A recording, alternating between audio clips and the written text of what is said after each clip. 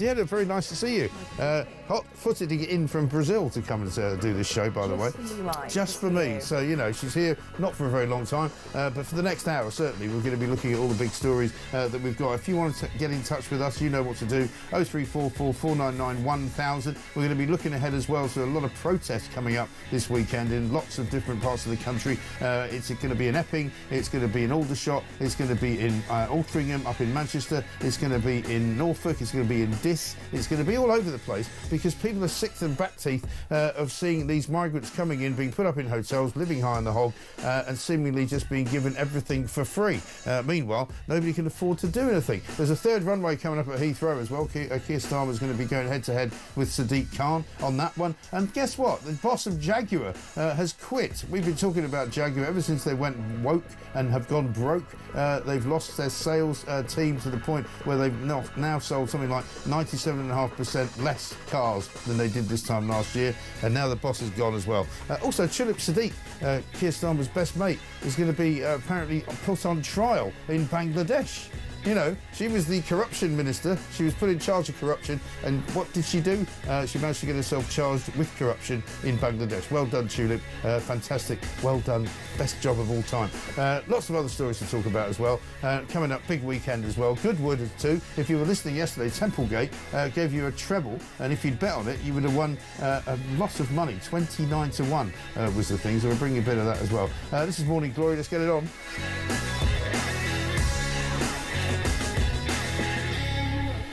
And there we are, as if by magic. Very nice to see you, Dehenna. Likewise, thanks for having me You're back looking very well. Yeah, but it doesn't seem like a long time since you were here last time. About a month ago, Was it about maybe? a month ago? Yeah. I'm not usually back this often, but, you know.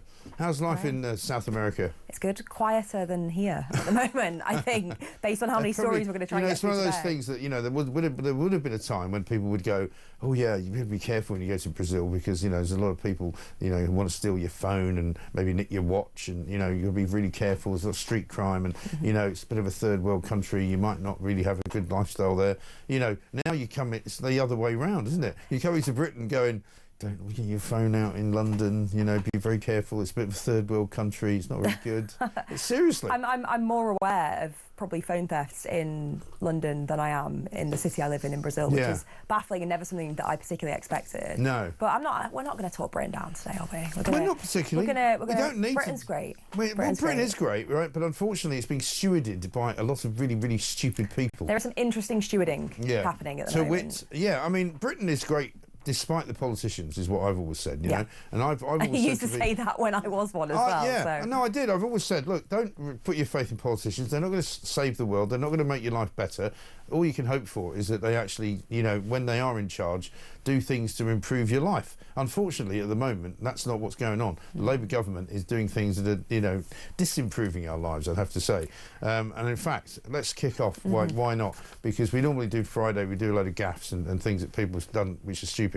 But Keir Starmer doesn't want to admit that there is a problem in this country. You know, he spent basically the best part of last week talking about Gaza, trying to be the world statesman, going to see Donald Trump up in Scotland, which was a huge embarrassment to him. Yesterday, he put out this video about backing small business. Have a look at this. Promise made, promise now delivered in government. I wanted to come back here to do this launch today for a reason. I stood in this room 3 years ago, I think it was, when we had female entrepreneurs and they were running either solo or small businesses in different parts of Swindon and the surrounding areas. But what we really talked about in this room was what are the inhibitors? What are the problems? What are the challenges that you're facing? And we made a commitment 3 years ago that we would take away what you told us needs to be done and we would come back and we would make the change. And so I'm standing here to say we made that promise to you and today we're delivering on that promise. Here is the plan. It says it's a government plan, but it's your plan. Being back here in the very room where we started this journey to say, as I say, promise made, promise now delivered in government. I stood here 3 years ago. I stood here 3 years ago when we had female entrepreneurs because we don't have any anymore. Right. Oh, hello, 608. We don't have any anymore because we wrecked your businesses with our incredibly high tax anti-business policies, you know? I mean, what on earth is he talking about? Apparently he made a promise that he's delivered. We don't know what it is. We don't know what's in the plan that he stood up with. This is his stick. I've delivered something. And you go, you haven't delivered anything.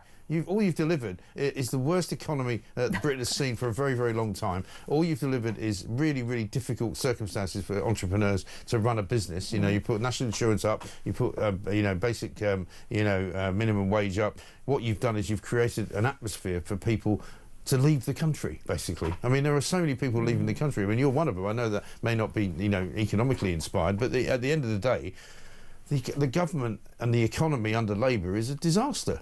Yeah, it is. And I think, for entrepreneurs at the moment, it is hard to set up a business. It has ever been thus. Yes. But the scenario right now with high tax rates, minimum wage, and it's a thorny one because you want people to earn a decent wage, of course you do, but the additional burden that places on particularly smaller businesses is huge. But it's more this kind of lack of confidence, lack of certainty of what is coming down the line for business, with talks of potentially more tax rises needed. I always say, in inverted commas, needed in the autumn, apparently. I mean, why would you put yourself at financial risk, put your family at financial risk to invest, to go out alone, to hire more people at the moment? No. I wouldn't have the confidence. You wouldn't to do it. So. Well, we had a story earlier this week, 50,000 firms on the brink of sort of collapse because of all of these changes and all of this uncertainty. And you don't want to take a loan out from the from the bank. The bank isn't sure if they want to give you a loan. Nobody really knows exactly what the next 6 months is going to hold.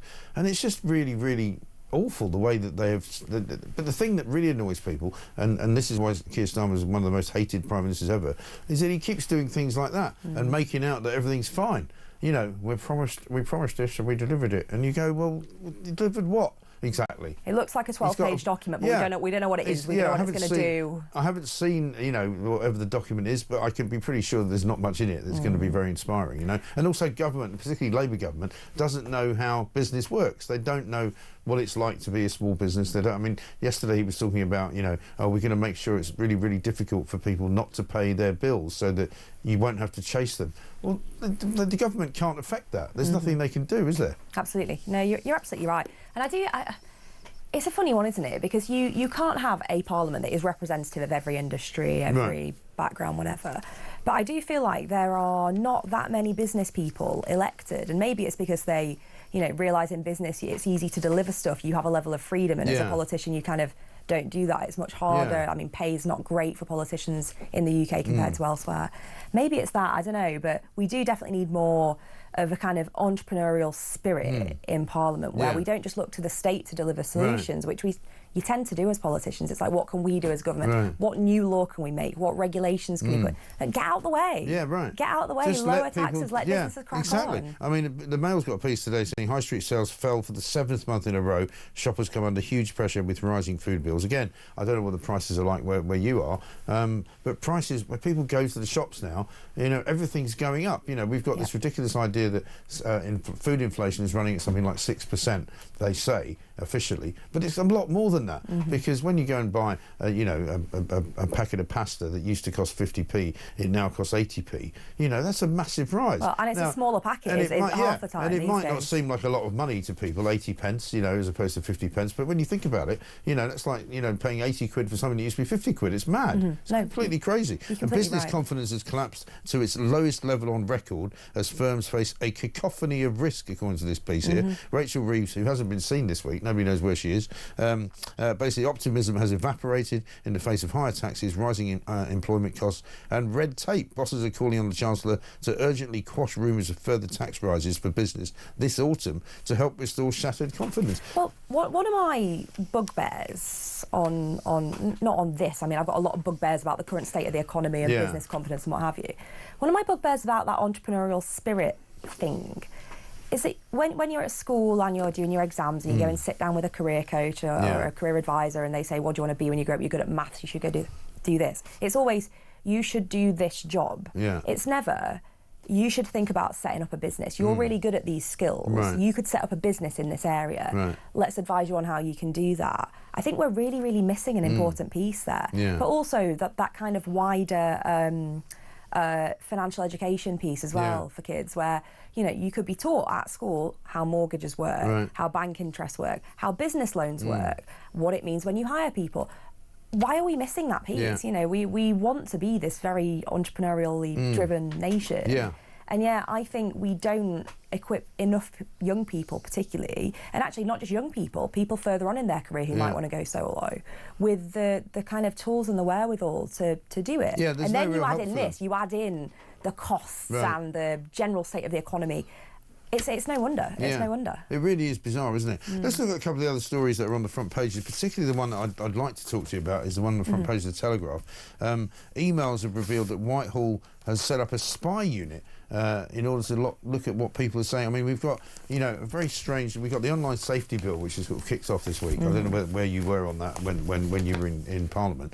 But it seems as though, you know, the Labour government have not understood that this is quite an attack on free speech. You know, it's all very well to say, let's protect kids from, you know, horrible, nasty stuff that they shouldn't be seeing on the internet. But what the effect of it has been as well is that suddenly there are censors sitting around going, you can't look at that, and if you look at that, you might be a problem. And if you say that, you might be a problem. This says a secretive Whitehall spy unit has been used by the government to target social media posts criticising migrant hotels and two-tier policing. This is bizarre, isn't it? For me, the most interesting bit of that particular story is when you read into the detail. The only reason that this has actually come out is because there was an investigation by a US congressional committee that has uncovered emails that have kind of let the public know that this has been happening. Yeah. What commitment to transparency and accountability is there from the government if it's taken a US congressional committee to discover that this is happening? I mean, on the online safety bill, it is the manner in which it's being implemented now is ridiculous. I mean, you've got websites being restricted unless you can prove your age about how to keep your pet hamster.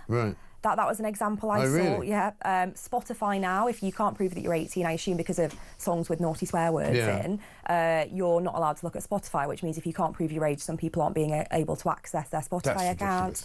Absolutely ridiculous. And yet, in order to kind of help the situation, Ofcom, who obviously has a level of responsibility for monitoring this, have decided to publish a list of the porn sites that are not complying with the restrictions. Or in other words, if you want to get around it, guys, here's a list of the sites you can use. Yeah, here's the sites you haven't heard of before. Oh, great. Let's have a look at those. I mean, it is madness, isn't it? But this is a Peter Kyle thing, and Peter Kyle was in trouble earlier this week as well for his stupid remark about Nigel Farage. And, you know, I think the problem is that they've got this overarching kind of need, the Labour government, it seems to me, to make more legislation, to make more kind of commitments, to tell you how you should be living your life. You know, if you haven't got a regulation for it, we'll give you one. You know, if you're not sure which way to walk down the street, we'll tell you how to walk down the street and which, you know, pub to go to and what to order when you get there. You know, that's what they love doing. One of the things that I don't really understand about the online safety bill more broadly as well, as one of the kind of new hot topic regulations, is you know, it's all about protecting children, and I completely understand. I don't want young people seeing explicit content online, right? But where's the parents' role in this? Yeah, right. You know, there are so many tools that you can set up at your own home to restrict Wi-Fi or have it password protected for if anything that kind of is flagged as explicit content already. Why aren't parents? But you know what, though? As a parent of teenagers, and, you know, several times over, you know, teenagers will do what they want to do. Oh, the teenagers will, but I'm talking about the young kids. If you want to put in place restrictions so that, you know, your 6- and 7-year-old can't access it. Well, don't give them a phone. How about that? Well, this is it. Take some parental responsibility. You have the tools at your disposal to do something about this, to restrict their devices, to restrict your home Wi-Fi network, whatever it might be. But why should a house of adults have to go through these additional hoops to access stuff that's completely legal? Exactly right. I think it's very straightforward. You know, if you're a parent, you don't need to. I mean, it was we all took a decision that, you know, when your child goes to secondary school, they probably need a phone because they're going to be out and about with their mates, and that's fine, and their mates are going to have phones. But before that, in primary school, they don't need phones, they don't need tablets, they don't need laptops, they don't need their own, you know, iPads or you know, PS2, PS5s in their bedroom. You know, if they want to, you know, take part in some kind of internet activity, let them do it in front of you. But you don't, you know, just don't give them a phone before the age of about 12. Or set up the right restrictions on them. I mean, there are so many safety tools that are available that these tech companies design deliberately to offer a level of protection. And if parents aren't using them, maybe because they don't know about them in fairness, but if parents aren't using them, then what do? Let's put in place a law. that just restricts this for everyone who's over the age of 18 trying to access this. But the insidious bit of this story is that basically the government has been spying on people to see what they think about stuff, and they're kind of hiding behind the online safety bill to kind of go, oh, we need to do this, we need to monitor things in order to make sure nobody's doing anything wrong. We've got a clip here of Labour MP Barry Gardner admitting that there is a spy unit to Layla Cunningham, who's the new Reform councillor in Westminster. I'm sorry, the elite squad is not about children, actually. Shall I read you the thing? An elite squad of police officers is to monitor social media for anti-migrant sentiment. I don't think 13-year-olds are engaging that. So is it also to monitor adults? Simple question, yes or no? Yes, of course it will. Yeah, of course it will. It's to monitor adults. It's the thought police, isn't it? Absolutely. It's literally Orwellian. I mean, we say Orwellian a lot, but it really is Orwellian. It really is, and you can, on the one hand, and you know, to give a level of credit, which I do very rarely, you can understand wanting to monitor a situation that can become easily inflamed, which is protests around migrant centres, where we know that protests and anti-protests put together can lead to issues for policing and public safety. We know that, but there is a difference between doing that legitimately, keeping an eye on stuff to look at where there might be pinch points for operational reasons, versus let's report stuff to social media companies because we don't like what's being said.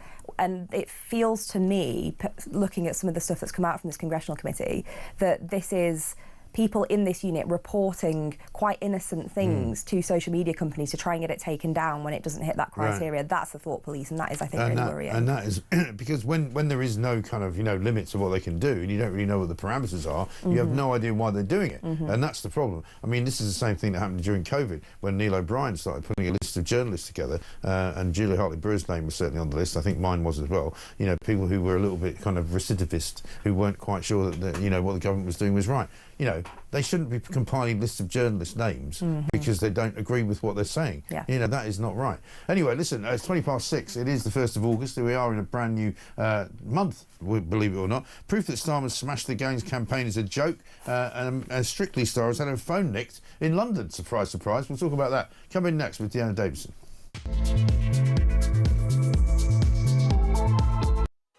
But I hope that working class families like mine could build their lives around. It is a hope that may not burn brightly in Britain at the moment, but we have earned the mandate to relight the fire.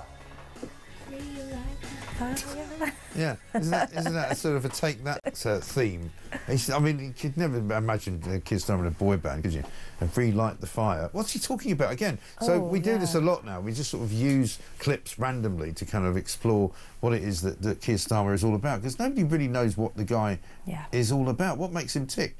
You know, it's very bizarre. We're going to come back to him in a minute. It's Gaffe Prone Friday, so this is a non-talk Gaffe, actually. We're going to go over to the BBC News channel to see whether they're covering all the big stories that we want them to cover. Is it going to be Turnberry with Trump? Is it going to be the smashing the gangs? Is it going to be the migrant protests outside the hotels? What are they doing?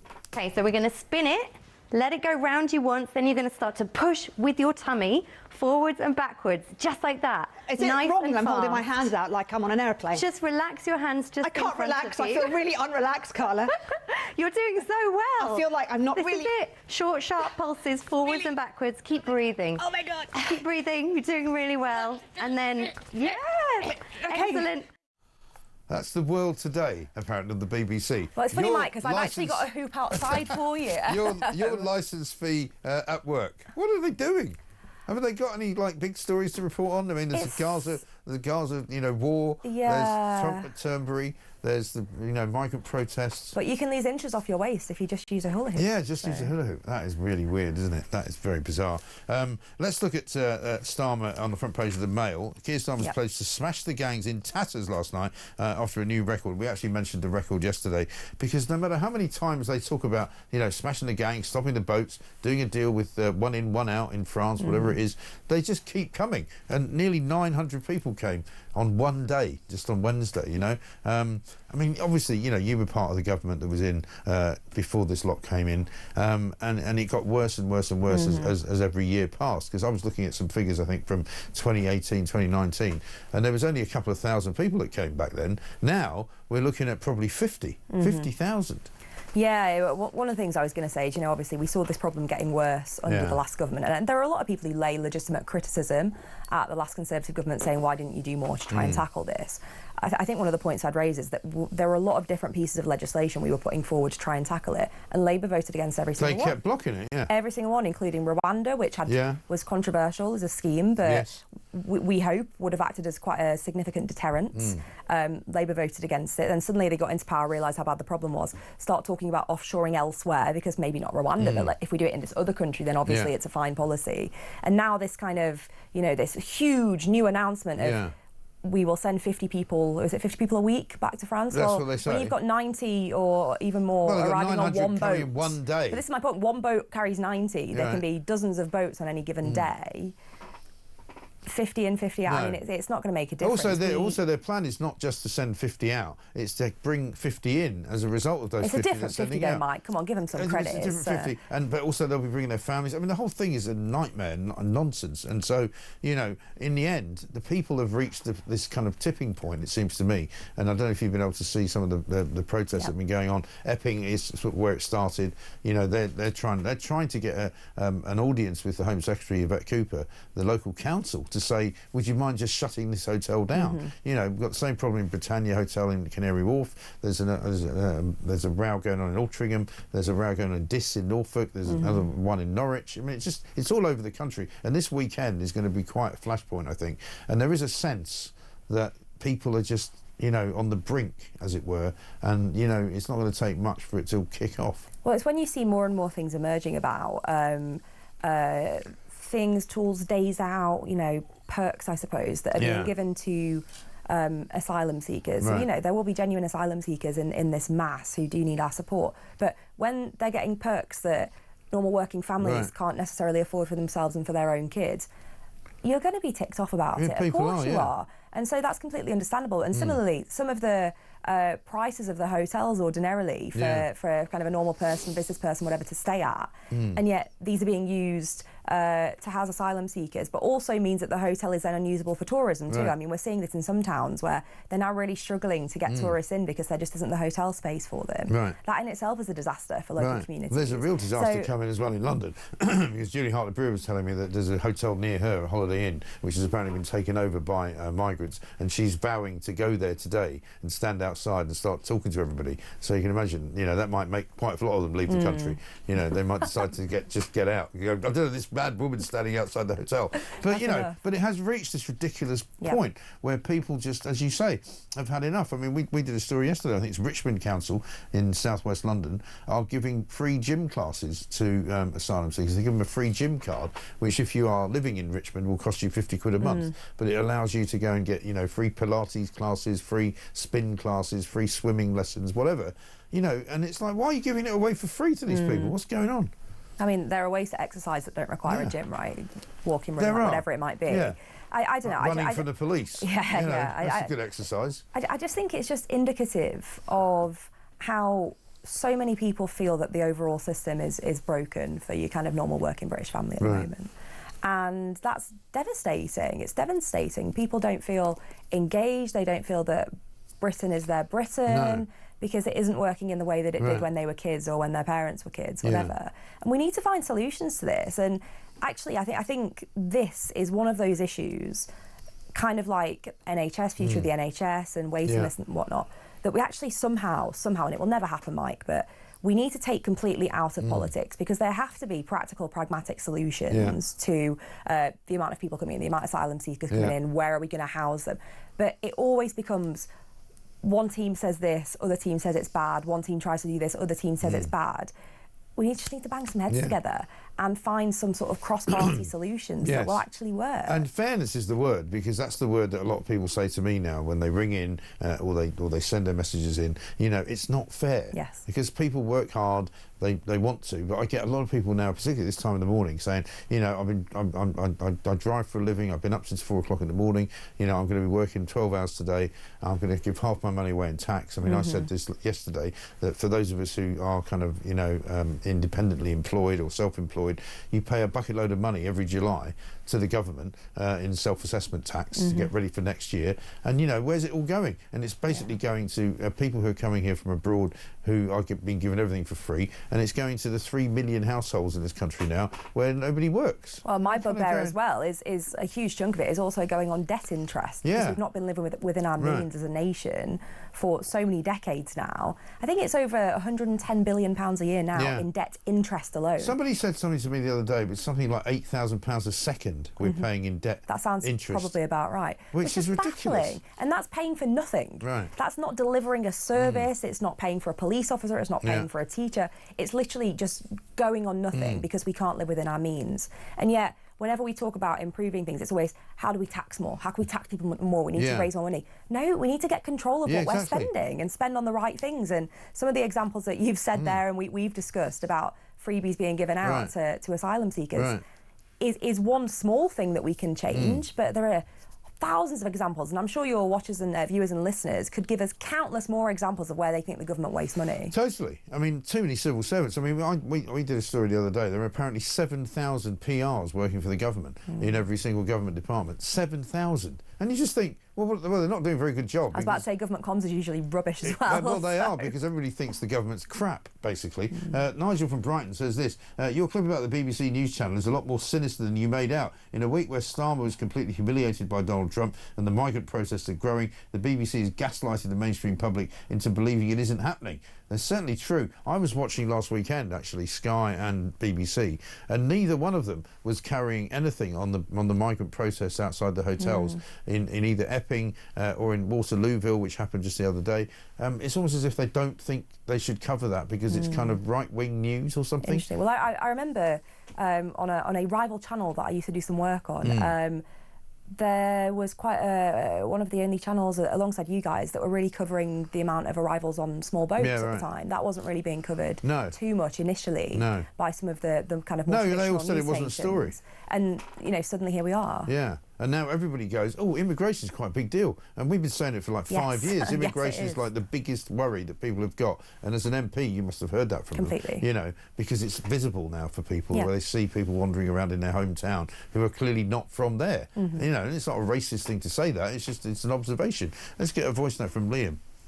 Morning, Mike. Liam from Kent. Old Keir Starmer keeps going on about delivering. He couldn't deliver a takeaway pizza, let alone anything else. And one more quick thing, I would just like to thank the Donald for doubling down on what he thinks about Sadiq Khan. Because let's be honest, we all think that. Anyway, Mark, I hope you have a great show and a fantastic weekend. Hope you and Ziggy have a good weekend. Take it easy. Very kind. Liam, thank you very much indeed. I will, absolutely. He's waiting for me. There's a new clip, actually, we've got from Donald Trump talking about Sadiq Khan, this time on Air Force One. Europe has a big immigration problem, but they also liked when I said that they have one of the worst mayors anywhere in the world in London. He's a horrible mayor, nasty guy, stupid guy in my opinion, but he's a nasty man, and I want nothing to do with him. But I didn't think it was a big statement, and so many people said thank you for saying that. He's a bad guy. Khan is his name, I guess. He's done a lousy job, I can tell you that. A terrible mayor. Mr. President. No, but people liked it so much when I said that. He really doesn't like Sadiq Khan, does he? I'm getting that impression, yeah. But, I mean, every opportunity he takes to just give him a kicking, which the great thing about Trump is, of course, the American economy is booming. You know, I was watching yesterday, Caroline Leavitt came out, who's this fantastic woman who's the press secretary for the White House, right? She's very impressive. Very impressive. young, very impressive. And and she was announcing, first of all, that they're sending a couple of, you know, dignitaries to Gaza today to go and see what's actually going on the ground. They're also ramping up their sort of attacks on big pharma in America and saying you've got to stop spending so much, you've got to stop charging so much money for all the drugs that you do. And then sort of as a rejoinder just at the end, she went, oh, by the way, we're going to redesign the White House and create an entire new ballroom so that everybody can come and like, we can have 650 people come for a party, because at the moment we can only have 250.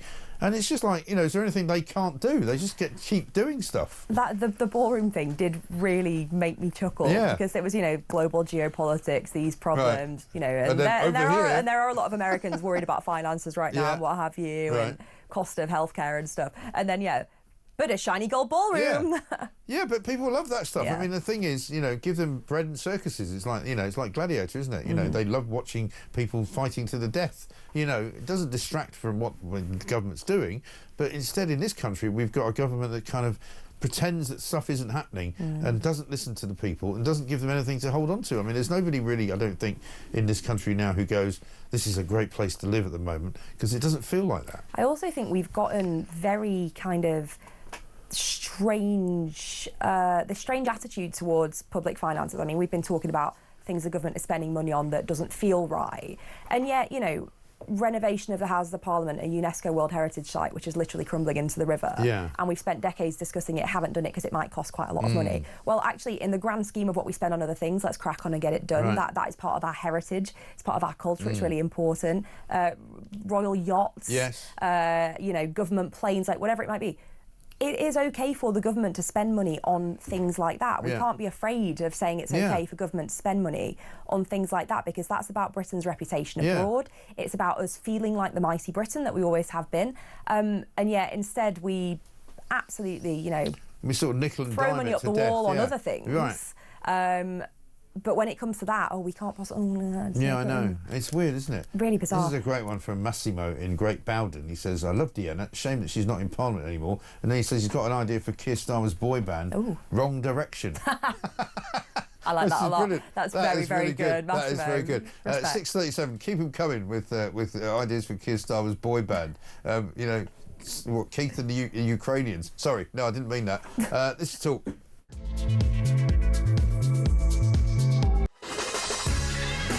Welcome back to Morning Glory. I'm Mike Graham. 6:40 with Dehenna Davison here right now until 7 o'clock. Closing immigrant hotels isn't going to resolve the problem, says Paul in Essex. Stop the illegal immigrants from reaching our shores and deport all the illegal immigrants that are here. Well, that's the thing. When I was watching the Waterlooville protest the other night, people are starting to shout, send them home.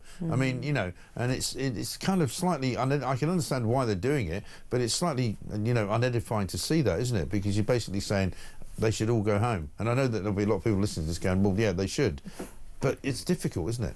Yeah, particularly for you know, legitimate migrants who go through the right process, apply for their visas, come here, you know, maybe to set up a business or to work or whatever. And I don't want us to end up in a position where we're in this complete anti-migrant sentiment, because I don't think that's the right thing. But nobody should be coming here illegally. No. And if they do, they should be deported.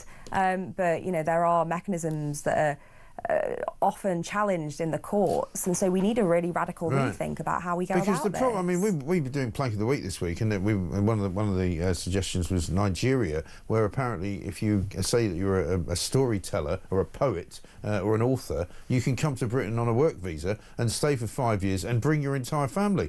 And I mean, I don't know. One of the qualifications is to be an oral storyteller, i.e., you basically walk into Britain and say, "I'm going to tell you a story." I might try that in another nation. Try that, yeah. Can you imagine? Here I am. Imagine trying that in New York, arriving at JFK in New York and going, "Yeah, I'm an oral storyteller." Sir. Excuse me. Could you imagine? You know.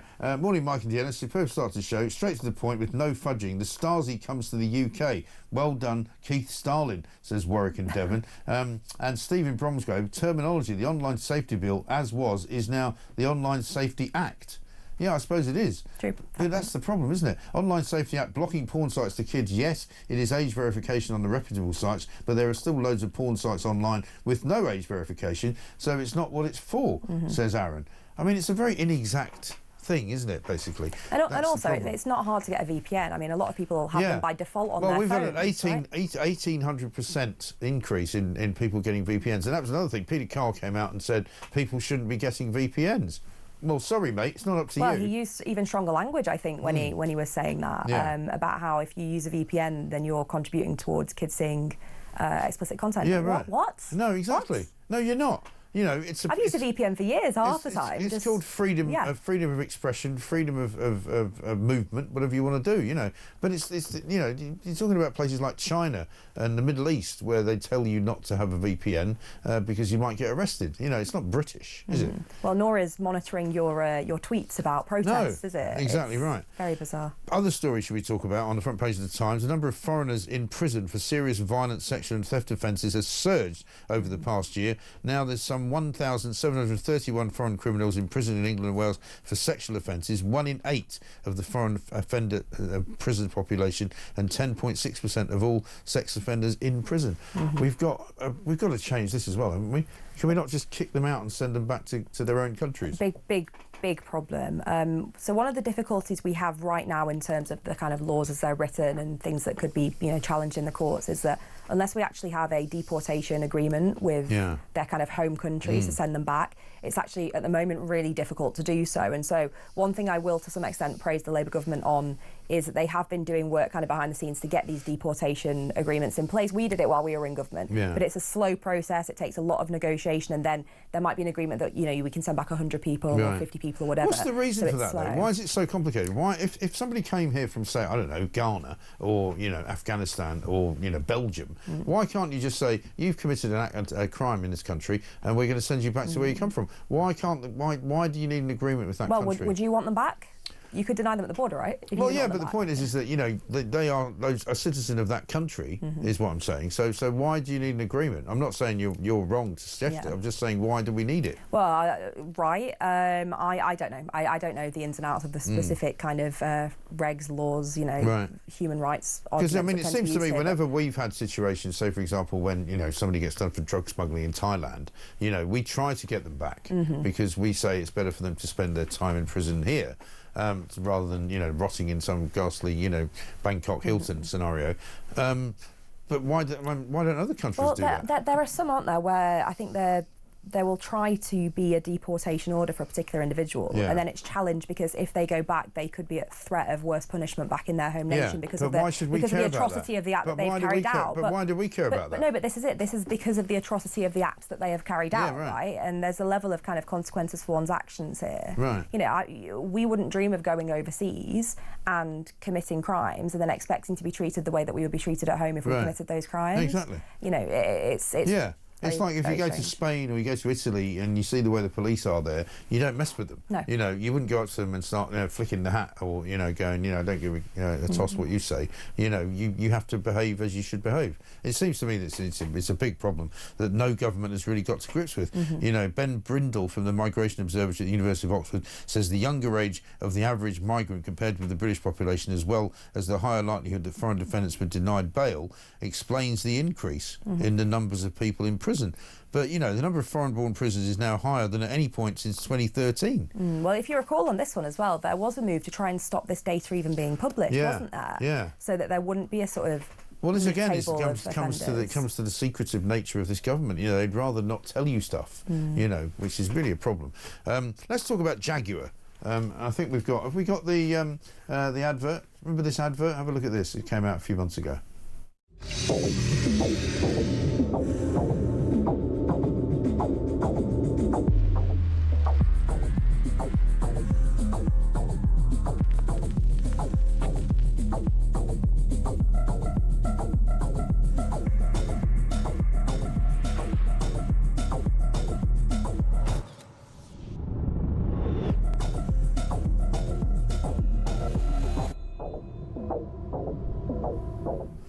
So that was the new Jaguar ad, which Elon Musk said, are you still selling cars? There's not one car in the picture, right? And it's all about, you know, people being very expressive and very, very cool. And they got rid of the Jaguar logo. They got rid of they changed the typeface of the thing. Following on from that, they lost something like almost all of their sales in Europe in 1 month, I think in April. They lost 97.5% of their sales. And now the boss of Jaguar is quitting. Well, there's a level of knowing your audience here. I think most people who are into bright, garish, kind of dramatic fashion looks like in that advert aren't the people who are going to be buying Jaguars. No. You know, you don't buy a Jaguar because you want to break the mould. You buy a Jaguar because you want a really delightful classic car that's going to be high quality and last and serve you well. And so I think they completely missed the mark with their own audience. They did. Now, well, they sort of destroyed it, didn't they? Because they were like, they don't want people like me buying their cars anymore. And you go, well, unfortunately for you, those are the people that buy your cars. Absolutely. Well, if they were to set up a kind of J+ brand or something to try and sell trendier cars as a sort of spin-off whilst keeping their existing branding and kind of classic designs, I think that's one thing to try and expand into new audiences, but you are always going to have a problem if you alienate your existing main loyal audience. Right. And it's happened over the course of years, hasn't it? That remember when was it when Coke decided to do a blue can instead of a red can, and they sort of decided to completely redefine what they were doing. It was like, this is not going to work. You know, people recognise Coke in a can because it's red. If you want to make it, you know, I remember Daily Mirror when I was working for them. You know, after 9/11, Piers Morgan was in charge, and they decided to get rid of the red banner, and so instead of white on red, it was white on black. And you know, it completely kind of destroyed the brand. And in the end, people were going, "But it's a red top. You can't pretend it's not a red top just because you've made it black. It doesn't work." So this guy called Adrian Mardell, 64, has overseen both its strongest profit levels in a decade and a controversial rebrand when the company ditched its Growler logo and promoted its shift to electric vehicles. And basically, he's now going to retire after 3 years as CEO. And you have to say he's probably been pushed rather than volunteered. Probably, but probably will also get a fantastic package for, no for doubt. leaving as well. Right. And also, bad news for him, there's a picture of him, and this is kind of kiss of death for Keir Starmer, because remember Keir Starmer said that he'd saved Jaguar Land Rover because he'd sorted out the tariffs with America, which he still hasn't done. And there's a picture of Mardell with Keir Starmer in April when the Prime Minister visited the factory in Birmingham. And ever since he's been there, it's all gone sort of, you know, I can't really say what the word is, but you know what I mean. Promise made, promise delivered. Promise made, promise delivered. Absolutely ridiculous.